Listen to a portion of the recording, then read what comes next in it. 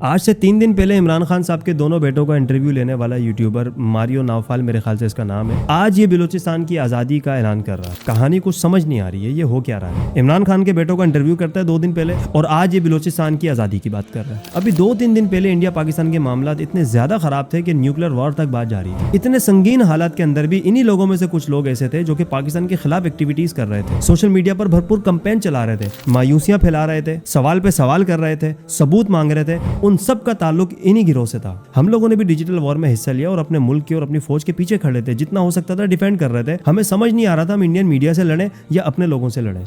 यकीन जानिए, इन लोगों की ये सारी सूरत हाल देखकर ना डॉक्टर इसरार अहमद साहब का वो जुमला मुझे याद आता है जो उन्होंने इमरान खान साहब के बारे में एक पेशन गोई कर रखी है। ये सारी हरकतें देखकर लगता है वो पेशन गोई इसी जमाने की थी, इसी वक्त की थी। इमरान खान साहब एक अच्छा leader, as a political leader मैं उनको पसंद करता हूँ, उनसे मुझे कुछ मामलों में इख्तलाफ है, लेकिन वो एक अच्छा लीडर है, एक अच्छी फैन फॉलोइंग रखता है, उनको दुनिया उसको मानती है, पाकिस्तान के अच्छे खासे लोग उसको चाहते हैं। लेकिन इनके चाहने वालों की हरकतें देखकर मुझे लगता है आज जो इमरान खान साहब का ये हाल है ना, वो सलाखों के पीछे, ये इनके अपनी मोहब्बत करने वाले लोगों की वजह से। तो यही बात मैं अपनी अक्सर वीडियोस में समझाता हूँ कि भाई अपने अपने पसंदीदा पॉलिटिकल लीडर से आप मोहब्बत करें, लेकिन पाकिस्तान की बात करें। जब आपका मुल्क ही नहीं रहेगा तो क्या फायदा ऐसे लीडर का? चने बिकवाओगे उससे, क्या आलू चाट लगवाओगे उससे, क्या करोगे?